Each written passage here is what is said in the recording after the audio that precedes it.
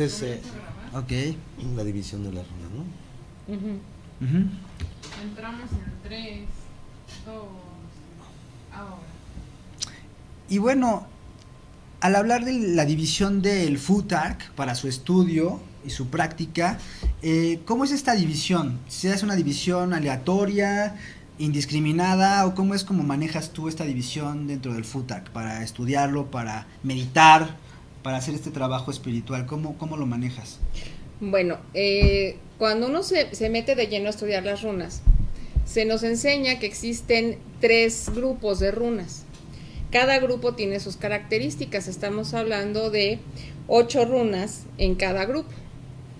Entonces, el primer grupo, por ejemplo, es el grupo apapachador, es el grupo que te lleva de la mano energéticamente a un cambio, es el grupo que te enseña todo lo que estás queriendo aprender, es el grupo que te alimenta espiritualmente. Después tenemos al grupo que es un tanto más guerrero, es el grupo con el que tenemos que luchar con nosotros mismos hacia nuestro ser interno y hacer cambios que son radicales y que son muy bruscos. Y por último, el siguiente paso es el de encontrar tu camino, digamos, lo sacerdotal de alguna manera, ¿no? Es un camino energético de luz, es un camino en donde encuentras de en dónde perteneces y por qué estás en ese momento en donde estás parado. Así es más o menos como puedes manejar las runas para empezar un camino espiritual. Ok, y Eduardo, ¿tú cómo practicas esta parte de la división de las runas?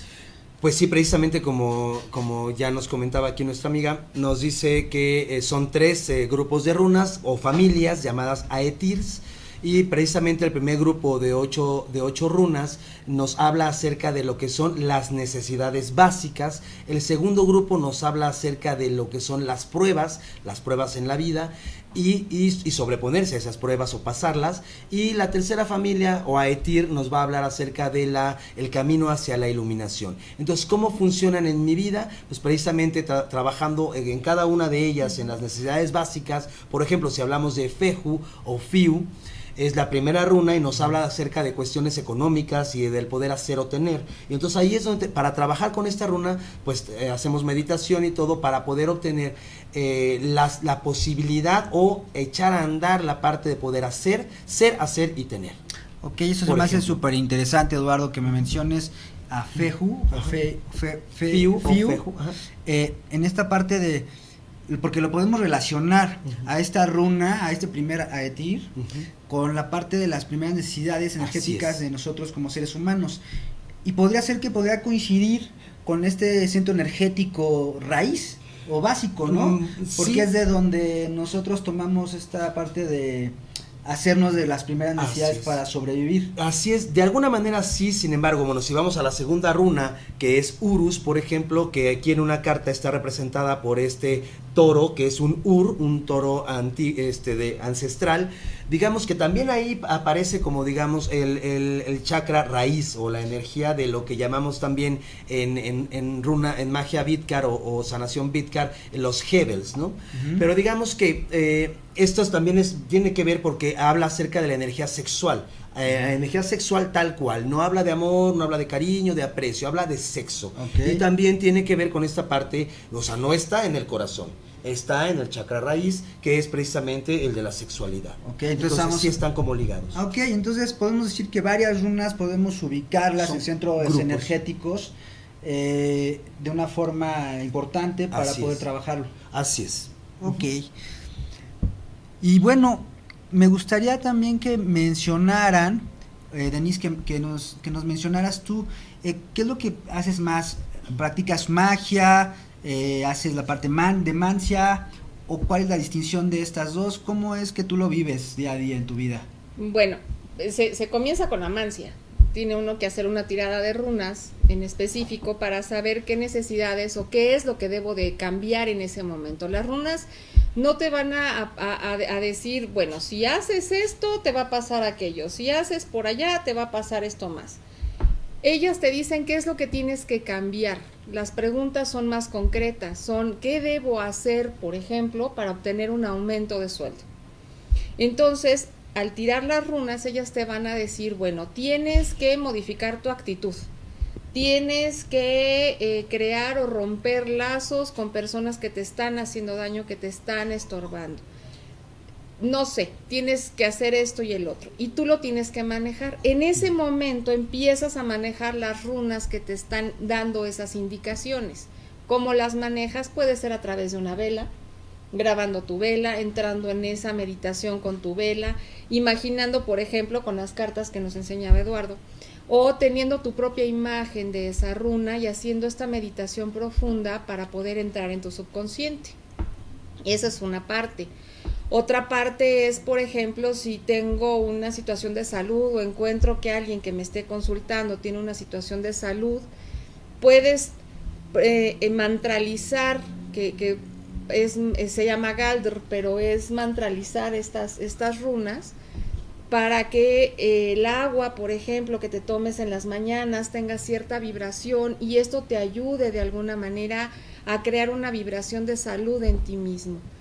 Eso es como más o menos se puede ir manejando. Puedes hacer una alcolatura, una poción mágica, puedes hacer una loción y en esa loción imprimirle las runas también, mantralizarlas, energetizarlas y entonces le vas a potencializar de alguna manera esa vibración energética, esa alcolatura que te puedes poner para tu protección, para la limpieza de tu lugar de trabajo, para muchas cosas. Eso es en cuanto a magia. ¿Sí? Okay. Pero si ya quieres un trabajo ya de sanación, entonces ya es con otro tipo de mantralizaciones, se hacen las runas con las manos sobre los centros energéticos y se maneja una situación energética más profunda y más fuerte, ¿no?, en las personas. Ok, y bueno, si pasamos a esta parte de crear las runas, ¿sí, Eduardo?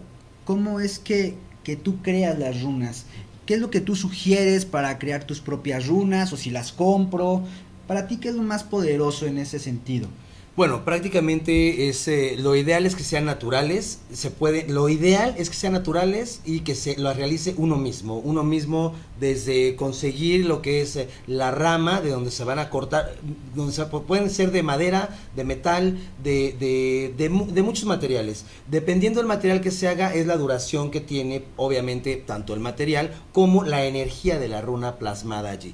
Lo ideal es que sean de madera, por ejemplo, porque es muy maleable, se puede conseguir una vara más o menos de, no sé, 2,5 centímetros, por ejemplo, de diámetro, y cortarla en rodajitas de 1 centímetro más o menos, o medio centímetro, y entonces para que sean más o menos todas parejas de la misma rama, para que sean similares.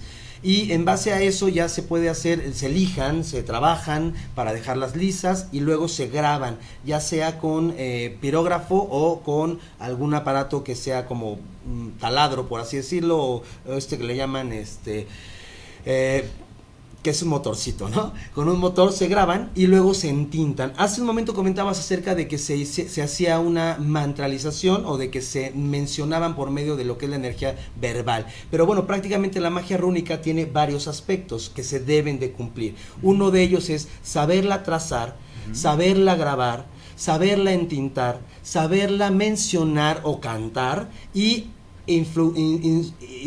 proveerle del aliento. El OND. Exactamente, exactamente, y entonces ya puede funcionar la magia rúnica y con esto, digo solamente una precisión porque no solamente se mencionan, incluso se hace como el yoga que decía, el yoga rúnico, que es hacer la figura de la runa con el cuerpo, y todo esto complementa lo que es la energía rúnica en uno y en la magia. Ok, y bueno, todo lo que estamos comentando con Eduardo y con Denise también nos puede llevar a esta parte de que en todo nuestro cuerpo, en todo lo que existe en nuestro alrededor, podemos ver estas runas de cierta forma, porque si hablamos de las runas están en toda la naturaleza, ahí está el poder. Y bueno, mencionando también que obviamente me gustaría que Eduardo nos dijera de dónde vienen estos pasos para poder saber tanto decirlas, susurrarlas, como marcarlas. Eso donde lo puede ver el auditorio para poderlo concebir. Pero bueno, después del corte ya nos dirá Eduardo cómo podemos conseguir estos pasos hacia la creación de las runas. Regresamos. Listo. Perdóname, es que te había está mencionado bien. lo del No, minuto. está bien. Y dije,